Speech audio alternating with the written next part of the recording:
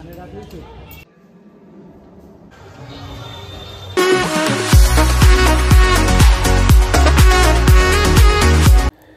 Guys, welcome back to my channel vlog with Kakuli. তো এটা ছিল তারাপীঠের দ্বিতীয় অংশ, মানে সেকেন্ড পার্ট। তো তোমরা তারাপীঠ গেলে কি কি দেখবে, অবশ্যই করে এই মন্দিরগুলো কিন্তু দেখবে। তো আমরা যেখানে হোটেল নিয়েছিলাম, আগেই বলেছিলাম, সেটা মার্কেটের মধ্যে ছিল। হোটেল থেকে নিচে নামলেই কিন্তু সব কিছু আমরা পেয়ে যাচ্ছি হাতের কাছে খুব সহজেই।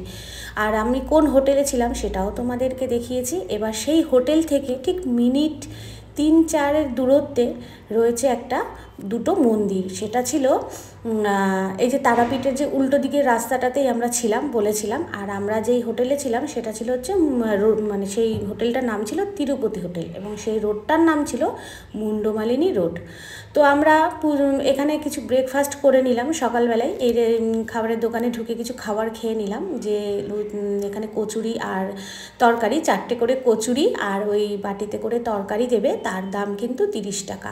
এবং এই যে দেখছো ল্যাংচাটা, এই ল্যাংচাটার দাম কিন্তু 10 টাকা পার পিস। এর থেকে একটা ছোট সাইজের ল্যাংচা আছে এবং বড় সাইজের ল্যাংচাও আছে।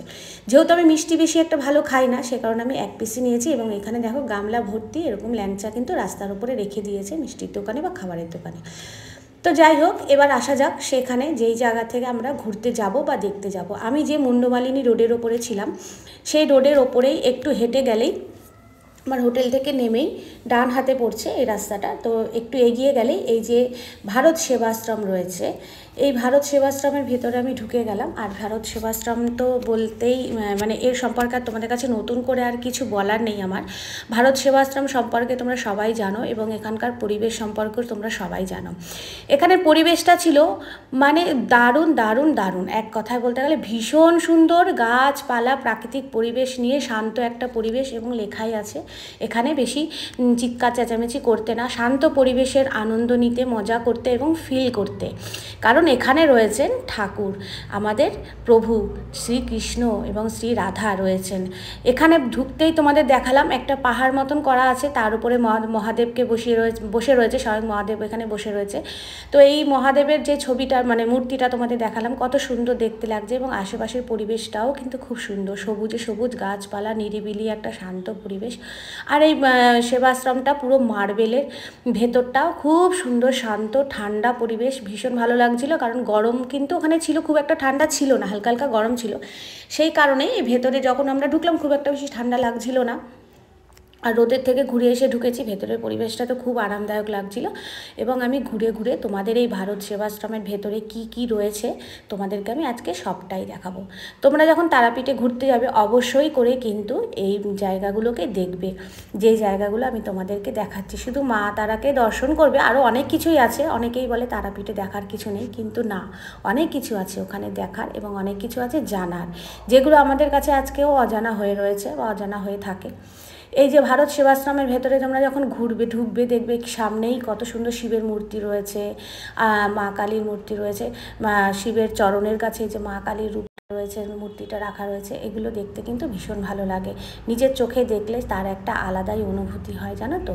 আর ঠাকুরের স্থানে গেলে নিজের মনটা একটু শান্ত হয়ে যায়, মনে হয় পৃথিবীর সব কিছুই যেন কেমন একটা মিথ্যে, এই একমাত্র সত্যি। রাধাকৃষ্ণের চরণে নিজের মাথাটা যখন ঠোকাই, নিজের মাথাটা যখন নিচু করি, তাকে প্রণাম করি, তখন মনে হয় এটাই যেন সব, এখানেই যেন সব কিছু শেষ। তো এই শুরু আর এই শেষ, যে কৃষ্ণ সেই কিন্তু কালী। দেখো এখানে কিন্তু সেই রূপটাই রয়েছে, যিনি কৃষ্ণ তিনিই কালী, যিনি কালী তিনিই কিন্তু কৃষ্ণ। কৃষ্ণের কিন্তু অনেক রূপ। আর তোমরা সবাই জানো আমি খুব কৃষ্ণ ভক্ত, আমার কৃষ্ণ নামের গান, কৃষ্ণ নামের কীর্তন শুনতে আমার ভীষণ ভালো লাগে। তার সম্পর্কে যত জানি শেষ আর হয় না, নতুন নতুন কিছু জানা যায়, নতুন নতুন কিছু শোনা যায়। আমার তো ভীষণ ভালো লাগে। আমার তো এই জায়গাটাতে এত ভালো লাগছিল, তোমাদেরকে কি বলবো বন্ধুরা, যে এখান থেকে আমার আর মনে হচ্ছিল না যে আমি বাড়িতে আসি। এই জায়গাতেই মনে হচ্ছিল আমি নিজেকে রেখে চলে আসি। ভীষণ ভালো লেগেছে। কৃষ্ণের চরণে নিজের মাথাটা একটু ঠোকালাম, নিজের মাথাটা একটু মানে নত করে তাকে প্রণাম করলাম। তিনি তো সবই জানেন, অন্তর্যামী, সব কিছুই দেখেন। তো তোমরাও যদি আসো এখানে দেখতে পারবে এই যে মা কালীর রূপ রয়েছে, ভেতরে কিন্তু ঢুকতে দিচ্ছে না, বাইরে দিয়ে গেট দেওয়া আছে এবং সব সময় কিন্তু ভিডিও অ্যালাউ নেই। তো আমি যখন গেছিলাম তখন কেউ ছিল না, আমি খুব সহজেই ভিডিও করে নিতে পেরেছিলাম। আমি গেছিলাম তখন বেলা 12টার আগে, একটু আগে, কারণ 12টার পরে কিন্তু তারা এই মন্দিরটা বন্ধ করে দেন, আবার বিকেল 4টের সময় খোলে। সেই কারণে আমি 12টার একটু আগে গেছিলাম, কেউ ছিল না বলে আমি খুব সহজেই খুব ভালোভাবে ভিডিওটা করতে পেরেছি। আর আমার এটা ভালোও লাগছে যে আমি তাকে দর্শনও করতে পেরেছি এবং তোমাদেরকেও আমি দর্শন করাতে পারছি, দেখাতে পারছি। এই ছিল ভারত সেবাশ্রমের ওপর অংশটা, যেখানে এই মা রাধাকৃষ্ণের ছবি রয়েছে, মানে রাধাকৃষ্ণের মূর্তি রয়েছে, মা কালীর মূর্তি রয়েছে, শিবের মূর্তি রয়েছে, তোমাদের দেখালাম। এবার ঠিক দু সাইড দিয়ে সিঁড়ি নেমে গেছে, এই যে কোনো একটা সাইড দিয়ে তোমরা নিচে নেমে যাবে আন্ডারগ্রাউন্ডে ঢুকতেই দেখবে এরকম রয়েছে। এবং এখানে রয়েছে মা দুর্গার বিভিন্ন রূপ, অবতার। তিনি মা দুর্গার যে কত রকমের রূপ রয়েছে এখানে কিন্তু তোমাদেরকে সবটাই এখানে তুলে ধরেছে। দেখো সরস্বতী, কার্তিক রয়েছে, এটা মা দুর্গার ছবি। এখানে মা কালী রয়েছে, তারা মা রয়েছে, ষোড়শী রয়েছে, আর ভুবনেশ্বরী রয়েছে, ভৈরবী রয়েছে। মা দুর্গা যে বিভিন্ন রূপের প্রত্যেকটা রূপ কিন্তু এখানে তুলে ধরেছে। যখন তোমরা নিচের ফ্লোরটা দেখবে, এই ভারত সেবাশ্রমের যে নিচের ফ্লোরটা দেখে তো মানে ভীষণ, আমার তো মনে হয় খুবই ভালো লাগবে তোমাদের, আমার তো ভীষণ ভালো লেগেছে। আর এই যে মা দুর্গার রূপ রয়েছে এখানে, এই পাশে লক্ষ্মী গণেশ রয়েছে, কার্তিক সরস্বতী রয়েছে, সব রয়েছে। মা দুর্গার এই রূপটাকেই তো আমরা এই রূপেই আমরা পূজিত করি, এই রূপটাকে আমরা পুজো করি, আনন্দ করি, আমাদের সেরা উৎসব বলে মানি। আর এখানে মা কমলা রূপেও রয়েছে, আর মাতঙ্গিনী রূপেও রয়েছে। তোমরা দেখতেই পাচ্ছ এখানে মা দুর্গার যে কতগুলো রূপ রয়েছে, সব রূপেই মা এখানে বিরাজমান রয়েছে। এই জিনিসগুলোকে যদি তোমরা না দেখো তারাপীঠে গেলে, তাহলে কিন্তু খুব মিস করবে, কারণ এগুলো কিন্তু তারাপীঠের কোনো ট্যুরিস্টরা তোমাকে দেখাবে না। এগুলো তোমাদের নিজেদেরকে বের করে নিয়ে দেখতে হবে। আর তোমরা এরকম খুঁজে খুঁজে বের করে মন্দিরগুলো দেখতে পাবে। যদি কোনো খাবারের দোকানে জিজ্ঞাসা করো বা চায়ের দোকানে জিজ্ঞাসা করো, তারাই একমাত্র কিন্তু বলে দেবে যে এখানে কী আছে। যদি তোমরা কোনো টোটো ভাড়া করো বা কোনো গাইড নিয়ে যাও, তারা কিন্তু এত সহজে এগুলো দেখাবে না। এগুলো নিজেদেরকে বের করে দেখে নিতে হবে। আর অতি অবশ্যই তোমরা মুন্ডমালিনী রোডের দিকেই যাবে। মুন্ডমালিনী রোডের দিকে গেলেই কিন্তু তোমরা এই ভারত সেবাশ্রমের ভেতরে এইগুলো দেখতে পারবে, নাহলে কিন্তু দেখতে পারবে না। আর এখানে রয়েছে মানে কৃষ্ণ ঠাকুরের যে লীলার রূপ রয়েছে, এবং শ্রীকৃষ্ণ বিভিন্ন রূপে যে অবতার করেছিলেন, সেই অবতার রূপগুলো রয়েছে। বরাহ রূপে এখানে অবতার করেছিলেন, বিভিন্ন রূপে যে তিনি অবতার হয়েছিলেন আমাদের মর্ত্যলোকে, সেই বিভিন্ন রূপ তার এখানে তুলে ধরা হয়েছে। নরসিংহ রূপ, তোমরা তো জানো নরসিংহ রূপটা কতটা ভয়ঙ্কর ছিল, আমরা সবাই জানি কম বেশি। সেই নরসিংহ রূপটাকেও এখানে কিন্তু তুলে ধরা হয়েছে। এগুলো আমাদের সাথে সাথে আমাদের বাচ্চারাও কিন্তু এই সব জিনিসগুলো জানতে পারে, না হলে বাচ্চারা কোথা থেকে জানবে? বাচ্চাদের জানার মতন জায়গা কোথায়? যদি আমরা এইসব জায়গাতে ঘুরতে না নিয়ে যাই, বাচ্চারা জিজ্ঞাসা করবে, জিজ্ঞাসা করলে আমরা উত্তর দেবো, আর উত্তর দিলেই কিন্তু বাচ্চারা জানতে পারবে, না হলে জানতে পারবে। তার সাথে আমরাও জানতে পারবো, তাই না? সব কিছুই যে আমরা জানি এরকম কোনো মানে নেই, আমাদেরও শিখতে হবে। এই দেখো এখানে রাম রূপে অবতার রয়েছেন। এখানে তোমরা গেলে দেখতে পারবে যে শ্রীকৃষ্ণের কত রকমের রূপ এখানে রয়েছে। যিনি যেই রূপে অবতার করেছিলেন আমাদের এই মর্ত্যলোকে, সেই সমস্ত রূপ কিন্তু তার এখানে তুলে ধরা হয়েছে, এবং সাথে সাথে মা দুর্গারও রূপ কিন্তু তুলে ধরা হয়েছে। এবং এই ফ্লোরটার মাঝখানে ছিল, তোমরা দেখাবো তোমাদের, সবটাই দেখো তোমরা। এখানে গৌতম বুদ্ধ রূপটাকেও এখানে তুলে ধরা হয়েছে। বুদ্ধ রূপও কিন্তু আমাদের কৃষ্ণের অবতার। দেখো এখানে সমস্ত রূপ এখানে অবতার করেছিলেন যিনি, যা যা রূপে তুলে ধরা হয়েছে। এবং এই যে এই ফ্লোরের মাঝখানটায় রয়েছে তার রাসলীলার এই যে জায়গাটা যে কি সুন্দর লাগছিল, তোমরা দেখতে পাচ্ছ ফ্লোরের নিচে কিন্তু জল দেওয়া আছে, জানো তো? এই ব্যারিকেড করা যে রয়েছে, গ্রিল দিয়ে যে আটকে রয়েছে, এই নিচটাতে কিন্তু জল দেওয়া রয়েছে। আর মাঝখানে একটা পদ্ম ফুলের মধ্যে রাধাকৃষ্ণ রয়েছে, চারিদিকে গোপীরা রয়েছে। এটা কিন্তু একটা রাসলীলার অংশ রয়েছে। তাহলে বলো এগুলো দেখতে কার না ভালো লাগে? ভীষণ ভালো লাগে না বলো? এগুলো তো আর আমরা খুব সহজে দেখতে পাই না। এবং তোমাদের জন্য আমি এগুলো আমার ক্যামেরা বন্দি করে তুলে নিয়ে আসতে পেরেছি, তোমাদেরকে দেখাতে পেরেছি। এটাই আমার কাছে সবথেকে বেশি বড় পাওনা, যে আমি নিজেও দেখলাম আর সাথে সাথে তোমাদেরকেও দেখাতে পারলাম। আর এখানে গেলে তুমি অনেক কিছু জানতে পারবে, যে মনকে শান্ত রাখুন। এই কথাটা জানো কতটা গুরুত্ব আছে? নিজের মনকে শান্ত রাখতে হয়। শান্ত তখনই হয় যখন আমরা কোনো ঠাকুর স্থানে যাই, তখন কিন্তু নিজের মনটা একদম শান্ত হয়ে যায়। মনে হয় যে আমরা কি করছি, মানে কি লাভ আমাদের এইসব করে যদি না আমরা ঠাকুরের নাম নিই। এই ঠাকুরের নাম আমরা যতক্ষণ নেব সেটাই হচ্ছে আমাদের একমাত্র আমাদের সঙ্গে যাবে, এছাড়া আর কিছুই আমাদের সঙ্গে যাবে না। যতই আমরা নিজের বাড়ি গাড়ি সম্পত্তি টাকা পয়সা যাই নিয়ে আমরা ঝগড়াঝাটি অশান্তি বা মারামারি যাই করি না কেন, যেটাই করি না কেন, আমাদের কিছুই সঙ্গে যাবে না। সঙ্গে যাবে শুধু হরিনাম। এই হরিনামটাই কিন্তু আমাদের সাথে যাবে বন্ধুরা। আর যে কদিন আমরা হরিনাম নেব সেই কদিনই কিন্তু আমরা জীবনে বেঁচে থাকবো। ওটাই হবে জীবনে বেঁচে থাকার কাউন্টডাউন, মানে যে কদিন আমরা বেঁচে রয়েছি। তো এই হরিনামের মধ্যেই সব আছে। এই হরিনামের মধ্যে তোমরা সব কিছু খুঁজে পাবে, জীবনের সুখ শান্তি। যতক্ষণ না আমরা হরিনাম নেব ততক্ষণ আমাদের এই জীবন অসম্পূর্ণ থেকে যাবে। এই জীবন আমাদের কাছে জীবনই না। আমরা হরিনাম যেদিন থেকে নেব তাকে বুঝতে তাকে জানবো, তাকে শুনবো, কান দিয়ে শুনবো, মুখ দিয়ে উচ্চারণ করবো, তবেই আমাদের জীবন সার্থক হবে। না হলে আমাদের জীবন কোনো কিছুতেই সার্থক হবে না। তো যাই হোক বন্ধুরা, এটা আমার মনে হয়, তাই আমি তোমাদের সাথে একটু শেয়ার করে নিলাম। দেখো এখানে প্রত্যেকটা রূপ কিন্তু আমি তোমাদের সামনে তুলে ধরেছি। এই যে যখন শ্রীকৃষ্ণের মা বাবা যখন কারাগারে বন্দী ছিল, সেই কারাগারটাকেও এখানে তুলে ধরা হয়েছে। আর এই যে শ্রীকৃষ্ণ যখন গোপীদের সাথে বাঁশি বাজাতো সেটাও এখানে তুলে ধরা হয়েছে।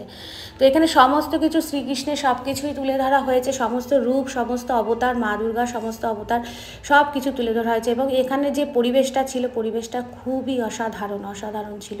আমার ভীষণ ভালো লাগে। আমি অনেকক্ষণ সময় এখানে দিয়েছি, অনেকক্ষণ সময় দিয়ে আমি এখানে ফিল করেছি, মানে আমার নিজের মন ভরে আমি এখানে দেখেছি সব কিছু। তোমাদের জন্য ভিডিও করেছি, তারপরেও আমি দেখেছি। এবং আমি আরও একদিন যাওয়ার চেষ্টা করব। আমি যেহেতু আমি এই মন্দিরটার খুব কাছাকাছি আমার হোটেলটা নেওয়া আছে, তো আমি আর একবার বাড়িতে ফেরার আগে আরও একবার আমি যাওয়ার চেষ্টা করব এবং আরও একবার প্রণাম করার চেষ্টা করব। যদি প্রভু চান, যদি শ্রীকৃষ্ণ চান, তো আমি তার দয়ায় আরও একবার তাকে দর্শন করতে যেতে পারবো। আমি এই জায়গাতে প্রথম আসলাম, তো তোমরাও কিন্তু অতি অবশ্যই করে আসবে, অতি অবশ্যই করে দেখবে। দেখো এখানে অর্জুনকে যখন বিশ্বরূপ দর্শন করিয়েছিল, সেই রূপটাও কিন্তু এখানে, সেই দৃশ্যটাও কিন্তু এখানে তুলে ধরা হয়েছে। এগুলোও কিন্তু মহাভারতের পার্ট, মহাভারতের অংশ, আমাদের মহাভারতের মধ্যে রয়েছে। আমরা ছোটোবেলায় যে মহাভারত দেখেছি তাতেও কিন্তু আমরা দেখেছি যে অর্জুন যখন বিশ্বরূপ দর্শন করেছিলেন সেই মুহূর্তটা এখানে তুলে ধরা হয়েছে। এই জায়গাটা বলছি তো বন্ধুরা, তোমরা যদি না দেখো বিশ্বাসই করতে পারবে না যে কতটা সুন্দর এই জায়গাটা, কতটা ভালো, কতটা মনকে ভালো করার মতন একটা জায়গা। সেটা হচ্ছে ভারত সেবাশ্রমের ভেতরে। এই ভারত সেবাশ্রমটা কিন্তু মুন্ডমালিনী রোডের ওপরেই পড়ছে, খুব কাছাকাছি। তোমাদেরকে আবারও আমি ভালো করে মনে করিয়ে দিলাম, মুন্ডমালিনী রোডের ওপরে পড়ছে। এই ছিল ভারত সেবাশ্রম। এই যে পুরো পরিবেশটা তোমাদেরকে দেখালাম, দুটো সাইড। পেছন দিকেও যাওয়া যাচ্ছে, পেছন দিকে গাছপালা রয়েছে, যারা থাকেন এই মন্দিরে দেখভাল করেন তাদের বাড়িঘর, তাদের থাকার জায়গা রয়েছে, এই সমস্ত কিছু রয়েছে। তো আমি পেছন দিকে আর গেলাম না, কারণ পেছন দিকে প্রচুর এরকম বড় বড় গাছ রয়েছে, সুন্দর সুন্দর সুন্দর একদম গাছ, পরিষ্কার পরিচ্ছন্ন গাছ রয়েছে। এটা ছিল মুন্ডমালিনী রোড। এবার মুন্ডমালিনী রোড থেকে আমরা বেরিয়ে গেলাম। বেরিয়ে গিয়ে দেখো পরিবেশটা, বাইরের পরিবেশটা এরকম ফাঁকা জমি জায়গা রয়েছে। এবং এই মুন্ডমালিনী রোডের থেকে আরেকটু বেরিয়ে গেলে আরেকটা আছে মুন্ডমালিনী ঘাট। এই মুন্ডমালিনী ঘাটে তোমরা অতি অবশ্যই করে আসবে, কারণ এই মুন্ডমালিনী ঘাটের সাথে তারাপীঠের অনেক একটা সত্যতা জড়িয়ে আছে, যেটা সত্যযুগের ঘটনা রয়েছে। তো আমরা এই মুন্ডমালিনী ঘাটের ভেতর দিক দিয়ে ঢুকে গেলাম। ঢুকে পুরোটা আমরা দেখলাম, যে পুরো পরিবেশটা দেখলাম। এখানে যারা আর কি মানে কিছু একটা খাওয়া দাওয়ার প্রোগ্রাম নয়, এনারা এখানে ভোজন করান, সেই সমস্ত প্রোগ্রাম চলছিল, ওনারা খাওয়া দাওয়া করছিল। যারা এর সাথে যুক্ত আছে, এই সংস্থার সাথে যুক্ত আছে, তারা এখানে এই হলটার ভেতরে খাওয়া দাওয়া করছে। আর আমরা বাইরের পরিবেশটা দেখছিলাম, যে কত সুন্দর এরা চাষবাস করছে, মাঠ, কত সুন্দর জায়গা, সত্যি খুব সুন্দর মনোরম জায়গা। পরিবেশটা খুব সুন্দর, পরিষ্কার পরিচ্ছন্ন পরিবেশ এবং সবুজ পরিবেশ। সেই পরিবেশে গেলে আমাদের ভীষণ ভালো লাগে। আমরা আস্তে আস্তে করে এগিয়ে গেলাম। এটা হচ্ছে মুন্ডমালিনী ঘাট। এই মুন্ডমালিনী ঘাটের দিকে আমরা যাব দেখতে, এবং ওখানকার জল নাকি মাথায় নেওয়া খুব ভালো। তো দেখা যাক। এই দ্বারকা নদীটাই কিন্তু সোজা বয়ে এসেছে এইদিকে। যেই দ্বারকা নদী শ্মশানের দিকে রয়েছে, তোমাদেরকে বলেছিলাম, ওই শ্মশানের ওই নদীটাই কিন্তু এইখানে আসে, একটাই নদী, যার নাম হচ্ছে দ্বারকা নদী। তো মুন্ডমালিনী ঘাটে যখন তোমরা যাবে, এরকম দেখতে পারবে, এরকম আশ্রমগুলো দেখতে পারবে, যার ভেতরে সমস্ত আমাদের ঋষি মুনি ঋষিদের সব মূর্তি রয়েছে, যেখানে সবাই পুজো করছে, নমস্কার করছে। এই দেখো এখানে রয়েছে একটা মা কালীর ছবি। আর এখানে যারা এই আশ্রমের যারা দেখভাল করতেন, যেই শ্যাম সেই শ্যামা, তোমাদেরকে আমি আগেই বলেছিলাম এই কথাটা, যে কালী যে কৃষ্ণ সেই কালী, তো যে শ্যাম সেই কিন্তু শ্যামা। তোমরা শ্যামাকে পুজো করলেও কিন্তু শ্যাম পুজো পাবে, শ্যামকে পুজো করলেও কিন্তু শ্যামা পাবে। তো শ্যামারও অনেক রকম রূপ রয়েছে, শ্যামেরও কিন্তু অনেক রকম রূপ রয়েছে। আমি তো শ্যামের রূপেই আমি মুগ্ধ, আর তাই আমি শ্যামের কথাই বেশি বলি। তো যাই হোক, এটা হচ্ছে সেই মুন্ডমালিনী ঘাট। এই ঘাটের একটা সত্যতা রয়েছে, যেটার জন্য এই ঘাটটা আজও মুন্ডমালিনী ঘাট সবাই দর্শন করতে আসে। দেখো এখানে কিন্তু একদম জল নেই, শুকিয়ে গেছে, দেখেছো দ্বারকা নদী একদম শুকিয়ে গেছে। এই ঘাটে নাকি মাছ কেটে একজন ছেড়ে দিয়েছিলেন, সেই মাছটা নাকি জ্যান্ত হয়ে গেছিল। এটা হচ্ছে সেই ঘাট। তো বন্ধুরা, তোমাদের কাছে আমার এই তারাপীঠের সেকেন্ড পার্ট কেমন লাগলো অবশ্যই কমেন্ট করে। সবাই ভালো